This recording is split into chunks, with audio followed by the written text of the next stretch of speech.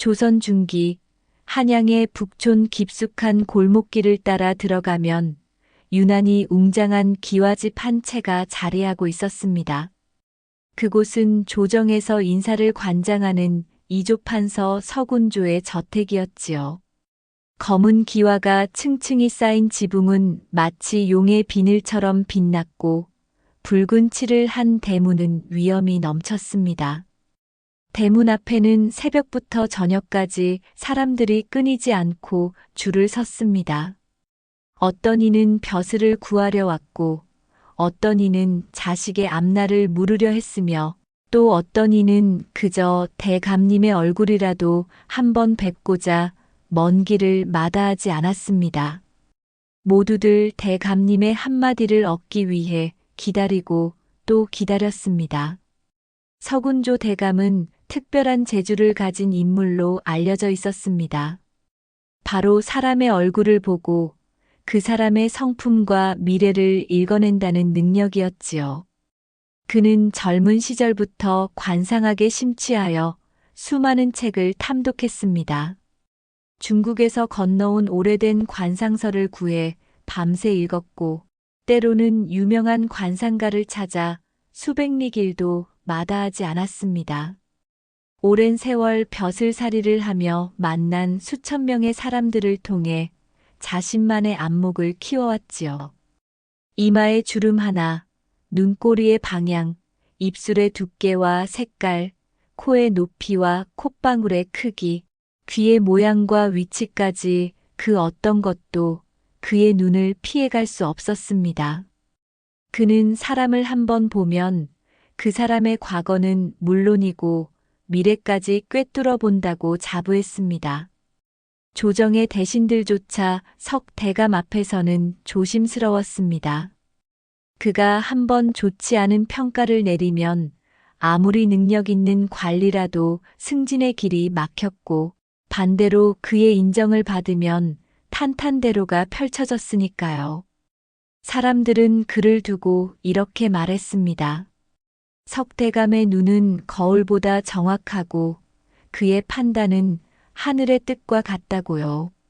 심지어 임금께서도 중요한 인사를 결정하실 때면 석대감의 의견을 물으신다는 소문이 돌았습니다. 그리하여 권력은 점점 더 그의 손안에 집중되었고 그 또한 자신의 능력을 의심하지 않게 되었습니다. 지난 20년간 그가 평가한 사람들 중 열에 9은 그의 예언대로 되었다고 믿었으니까요. 하지만 그것이 정말 관상의 정확함 때문이었을까요? 아니면 그의 한마디가 그 사람의 운명을 결정지었기 때문이었을까요? 아무도 그 질문에 대답하지 못했습니다. 어느 해 초겨울 찬바람이 매섭게 불던 아침이었습니다. 하늘은 잿빛으로 흐렸고 거리의 나무들은 앙상한 가지를 드러내고 있었습니다. 석대감의 저택 문 앞에 30대 초반으로 보이는 한 사내가 서 있었습니다. 그는 지방에서 작은 관직을 지내다가 이번에 한양의 관청으로 자리를 옮기게 된 하급 관리였습니다. 이름은 민준혁이라 했지요. 그는 낡았지만 정갈하게 손질한 관복을 입고 있었고 손에는 작은 보자기에 싼 예물을 들고 있었습니다. 비록 변변찮은 물건이었지만 그가 준비할 수 있는 최선이었습니다. 그는 떨리는 손으로 대문을 두드렸습니다. 쿵, 쿵, 쿵. 그 소리가 그의 심장 소리처럼 들렸습니다. 얼마 후 문지기가 나와 그를 안내했고 민준혁은 대감의 사랑채로 들어갈 수 있었습니다. 방 안은 고즈넉했습니다. 한쪽 벽면에는 고서들이 빼곡히 꽂혀 있었고 방 한가운데에는 서군조 대감이 의자에 앉아 차를 마시고 있었습니다. 민준혁은 정중하게 절을 올렸습니다. 대감께서 한양에서의 앞날을 헤아려 주시길 바란다는 말과 함께 만약 좋은 자리로 나아갈 수 있도록 도와주신다면 평생 은혜를 잊지 않겠다고 말씀드렸지요. 석대감은 천천히 찻잔을 내려놓고 민준혁을 바라보았습니다. 그의 시선은 마치 칼날처럼 날카로웠습니다. 이마에서부터 턱선까지, 눈동자의 흔들림까지 세밀하게 살폈습니다. 그리고는 잠시 침묵이 흘렀습니다. 민준혁은 가슴이 두근거렸습니다. 대감의 입에서 어떤 말이 나올지 알 수 없었으니까요. 마침내 서군조가 입을 열었습니다. 그의 목소리는 차가웠습니다. 자네의 관상을 보니 입술이 지나치게 얇고 빠르며 눈동자가 불안정하게 흔들린다고 했습니다. 그런 상은 말재주는 좋으나 신의가 부족한 법이며 당장의 이익을 위해서라면 원칙을 쉽게 저버릴 수 있는 사람의 얼굴이라고 단언했습니다. 또한 광대뼈의 각도를 보면 야심은 크나 인내심이 부족하여 중요한 순간에 실수를 저지를 상이라고 덧붙였습니다. 민준혁의 얼굴이 하얗게 변했습니다. 대감은 마지막으로 이렇게 말했습니다. 자네를 조정의 요직에 추천할 수는 없네. 그런 자리는 백성을 위해 오래도록 헌신할 수 있는 사람에게 주어져야 하는 법이니까. 돌아가시게나. 민준혁은 할 말을 잃었습니다. 변명을 하려 해도 소용없을 것 같았습니다. 대감의 판단은 이미 내려진 것이었고 그 누구도 그것을 번복시킬 수 없었으니까요. 저택 문을 나선 민준혁의 발걸음은 무겁기만 했습니다. 한양의 추운 겨울바람이 그의 뺨을 매섭게 때렸습니다. 그는 걸으면서 생각했습니다. 자신이 정말 그런 사람일까요? 지금껏 살아오면서 최선을 다해 성실하게 일했다고 믿어왔는데 단지 얼굴 몇 군데를 보고 어떻게 한 사람의 전부를 판단할 수 있단 말입니까? 그날 밤 민준혁은 잠을 이루지 못했습니다. 분노보다는 억울함이 컸습니다. 하지만 동시에 한 가지 다짐을 했습니다. 언젠가 자신의 진가를 증명해 보이겠다고요. 얼굴이 아니라 행동으로, 말이 아니라 결과로 말입니다. 시간은 흘러갔습니다. 민준혁은 한양의 작은 관청에 배치되었지만 실망하지 않았습니다. 오히려 더욱 열심히 일했습니다. 그는 백성들의 민원을 하나하나 귀 기울여 들었고 불합리한 제도가 있으면 상관에게 개선안을 제시했습니다. 처음에는 아무도 주목하지 않았습니다. 하지만 그의 성실함은 서서히 빛을 발하기 시작했습니다. 어느 해 여름 한양에 큰 가뭄이 들었습니다. 식수가 부족해지자 백성들은 불안에 떨었고 관청에서는 적절한 대책을 내놓지 못하고 있었습니다. 그때 민준혁이 나섰습니다. 그는 밤낮으로 한양 주변의 지형을 조사했고 마침내 성 북쪽 산자락에 작은 샘터를 발견했습니다.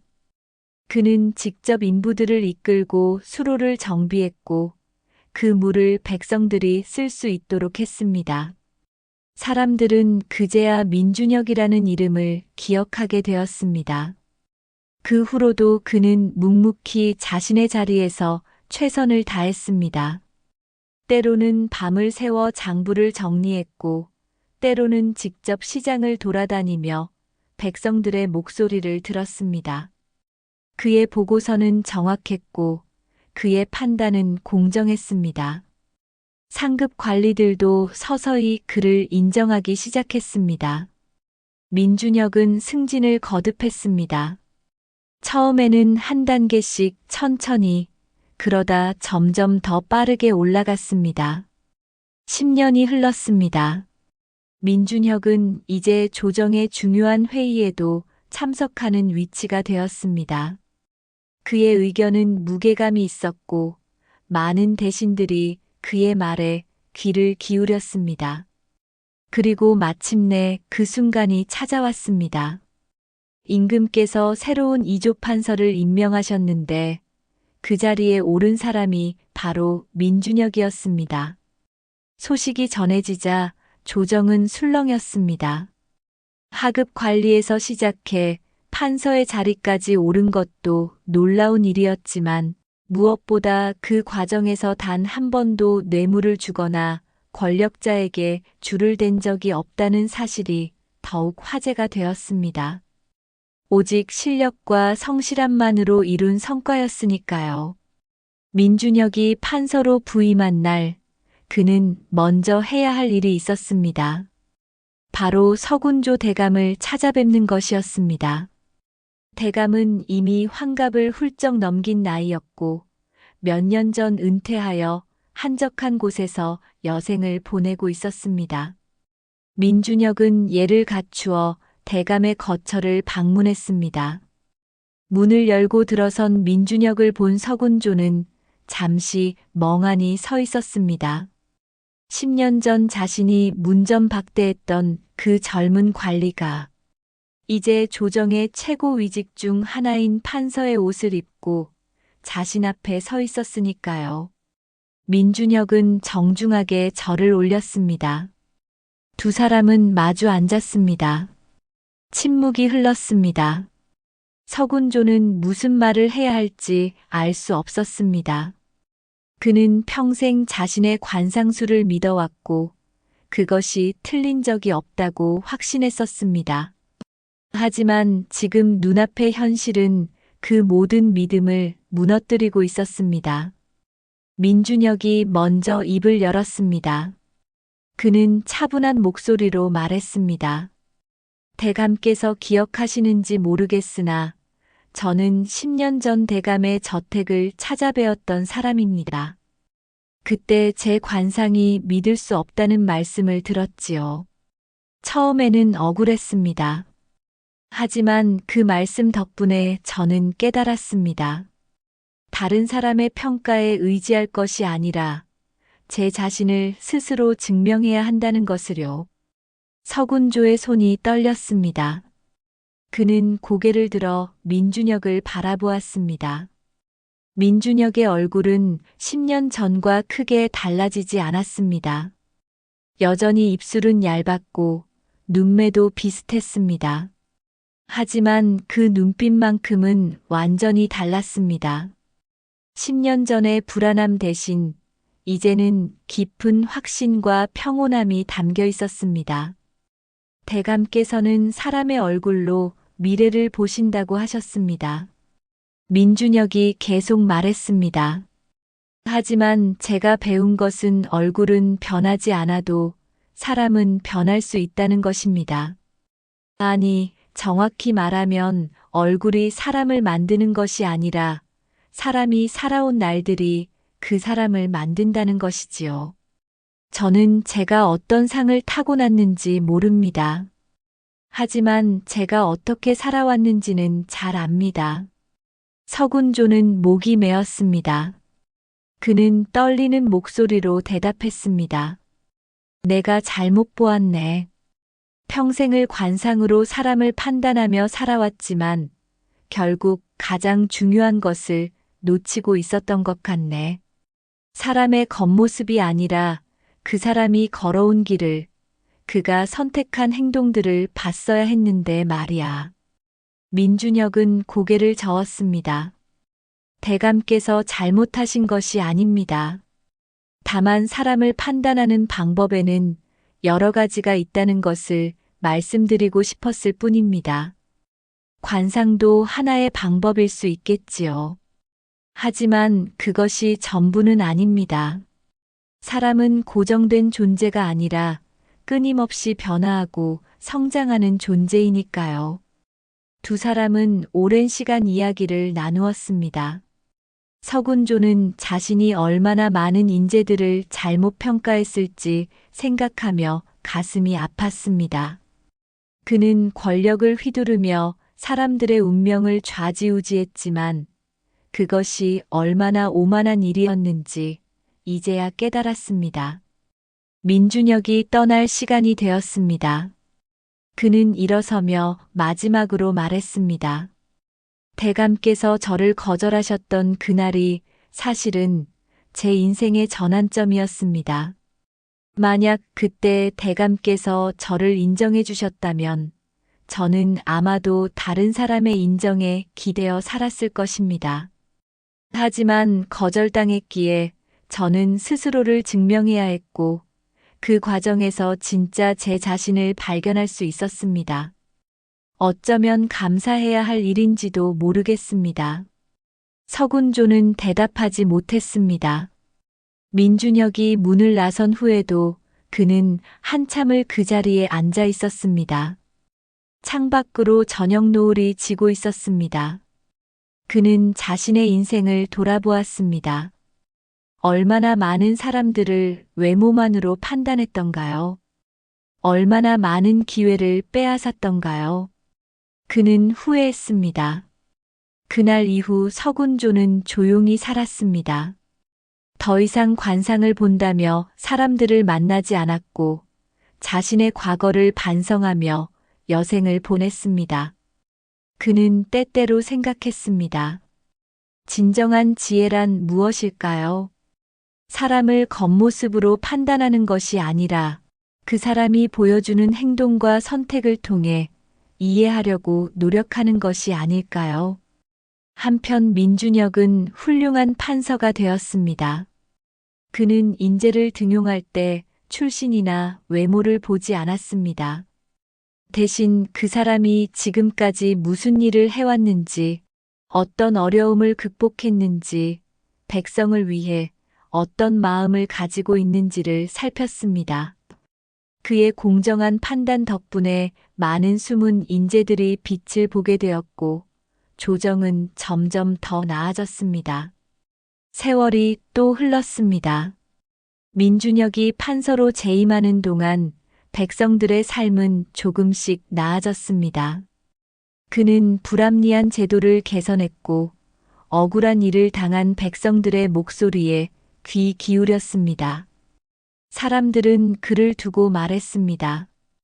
저 판서님은 진짜 백성을 위하는 분이라고요. 어느 봄날 서군조 대감이 세상을 떠났다는 소식이 전해졌습니다. 민준혁은 직접 장례식에 참석했습니다. 그는 대감의 영정 앞에 절을 올리며 생각했습니다. 대감은 잘못된 방법으로 사람을 판단했지만 그 덕분에 자신은 더 강해질 수 있었다고요. 모든 경험에는 의미가 있는 법입니다. 훗날 사람들은 이 이야기를 전하며 말했습니다. 사람의 가치는 태어날 때 정해지는 것이 아니라고요. 어떤 얼굴을 가지고 태어났든 어떤 환경에서 자랐든 결국 중요한 것은 그 사람이 어떻게 살아가느냐 하는 것이라고요. 민준혁이라는 한 관리는 그것을 몸소 증명했고 그의 이야기는 오랜 세월이 지난 후에도 사람들에게 깊은 울림을 주었습니다. 때로는 거절이 축복이 되기도 합니다. 때로는 좌절이 성장의 밑거름이 되기도 합니다. 중요한 것은 그 순간에 무너지지 않고 묵묵히 자신의 길을 걸어가는 것입니다. 민준혁은 그렇게 했고 결국 자신만의 빛나는 자리를 만들어냈습니다. 이 이야기를 들으시는 여러분께도 전해드리고 싶습니다. 누군가 여러분을 판단하고 평가할 때 그것이 여러분의 전부는 아니라는 것을요. 여러분의 진정한 가치는 여러분이 살아온 날들 속에, 여러분이 내린 선택들 속에, 여러분이 보여준 행동들 속에 담겨 있다는 것을요. 그러니 타인의 시선에 너무 흔들리지 마시고 묵묵히 여러분의 길을 걸어가시기 바랍니다. 그 길의 끝에는 반드시 빛이 있을 테니까요.